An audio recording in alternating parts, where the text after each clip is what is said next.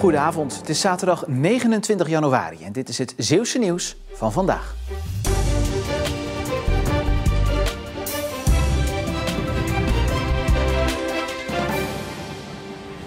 Een woning in de Weidouwstraat in de Middelburgse wijk Douwendalen heeft vanmiddag veel schade opgelopen door een brand.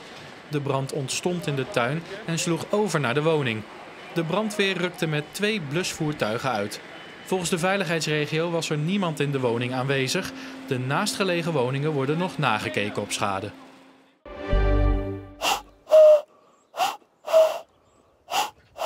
Maar de koekoek denkt dan echt dat u ook een koekoek bent? Ik denk het wel, hij geeft in ieder geval antwoord. Ja. En wat zegt hij dan? Koekoek. Vogelm in het Nederland speurt dit weekend de tuin weer af op zoek naar tuinvogels. De nationale tuinvogeltelling is namelijk weer van start gegaan. En dat betekent dat Frans uit Goes met verrekijker, pen, papier en camera in de aanslag zit om de vogels in zijn tuin te spotten en vast te leggen. Je mag een half uur kijken achtereen en alleen de vogels die je in de tuin ziet. En niet de vogels die overvliegen. Kijk, nu zitten er toch weer al heel veel in de boom. Ja, allemaal meisjes. En mijn tuin grenst aan een waterpartij, maar daar mag je ze niet meetellen. Dat is jammer, want je hebt toch een beetje competitieve karakter zo van zoveel mogelijk vogels vastleggen. Toch is de telling geen wedstrijd. Doel is om vast te leggen hoeveel en welke vogels er in onze tuinen zitten. Maar je mag de vogels wel een handje helpen. Ik heb zo'n app, maar als je dan die vogelgeluid, als je weet welke vogel het is, bijvoorbeeld de keep, die doet zo piep, piep. En als je dat laat horen, dan geeft hij antwoord. En ook de koekoek wordt graag gelokt. Nou, en denkt hij dan niet, als ik lach, dan lukt die man is een beetje koekoek?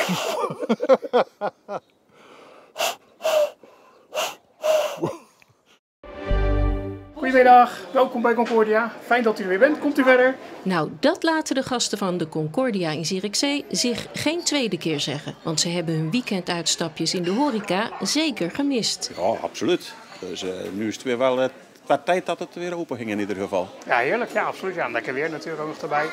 Dus ja, dan mensen wilden graag uit natuurlijk. Iedereen heeft natuurlijk 5 weken binnen gezeten. Ja, en ook de laatste lockdown hakte er goed in. Die was enigszins saai. Omdat je dus gewoon weinig contacten met mensen hebt en het verenigingsleven ligt helemaal plat. Wij wonen dan in Stadsvergent, dus je zit eigenlijk opgesloten. Dus ja, dan loop je een rondje kanaal en een rondje dorp en dan ben je weer klaar. De hele dag thuis zitten, ja, dan word je ook een beetje, komt ook de muur op je af natuurlijk op een duur. Dus neemt iedereen het er weer lekker van. We zitten hier heerlijk en we gaan dus afwachten wat de kok ervan maakt. Maar dat zal ongetwijfeld in orde zijn. En de coronakilo's van Ben, die vliegen er weer af. Ja, dat duurt niet lang. Die zijn dus ook weer af. Hij is de ideale man in de Week van de Poëzie. Het thema van die week is dit jaar namelijk natuur. En Karel Leeftink is dichter en boswachter. Daar stappen ze, de waterhoens, in keurig zwarte pakkies. Onbeholpen en onwennig op het pas gestolde ijs. Met hun veel te lange tenen aan hun malle groene benen speuren naar een wak wat water op het scheiden van de markt. Dat die natuur in coronatijd een stuk populairder is geworden, merkt de boswachter ook. Het is veel drukker dan vroeger, om het zo maar te zeggen, voor coronatijden. Het is zo nu en dan zo druk dat het eigenlijk niet leuk meer is. Voor de mensen niet, maar ook voor de natuur zelf niet. Want het levert toch aardig wat verstoring op. En wij boswachters voelen ons zo nu en dan politieagenten. Maar als dichter bezingt hij de schoonheid van het waterhoentje. Schichtig schuifelend en wijfelend, die waterhoens en twijfelend aan hun eigen lijf. Dat dreigt en blijkt te glibberen en glijden. Altijd beducht voor schim en schaduw, schuchter vaak nerveus, beschroomd en schuw. Plots wegschietend in het riet. Zij dan later licht schokschouderend, argwanend en wantrouwig, andermaal het ijs betreden, speurend naar beschut en pluis. Soms wat slierend, zedig stiefelend, dan bedachtzaam langs de rietrand van de sloot die stoïcijns en stil in het koude maanlicht kleumt. Wie wint de eerste editie van het Zeeuws kampioenschap Zwift? Dat is een virtuele wedstrijd waarbij wielrenners gewoon thuis tegen elkaar rijden om het kampioenschap. Jarno Vader uit Middelburg organiseerde het. Zwift is eigenlijk een online trainingsplatform. Je kan met een zogenaamde tax, of dat noemen ze dan een fietstrainer, kan je virtueel trainen. En je kan daar allerlei events, wedstrijden en workouts mee doen. Iedereen doet het vanuit zijn kamer, vanuit zijn zolder of garage. Aan belangstelling geen gebrek, want er doen iets meer dan 80 deelnemers mee. En ze rijden een wedstrijd over 40 kilometer met een beklimming in de laatste kilometers. Kortom, een zware wedstrijd en het is afzien. Ja, je kan geen moment stilzitten.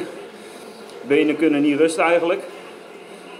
Dus ja, het is continu druk op de pedalen. En je hoeft niet te remmen voor een bocht. Dus het is heel wat anders. Jarno Vader moet lossen op de laatste beklimming en wordt uiteindelijk 10e. De overwinning is voor Pico de Jager uit Abcoude, die geboren is in Wolversdijk. En Jarno Vader, hij hoopt in de toekomst nog een Zeeuws kampioenschap te organiseren.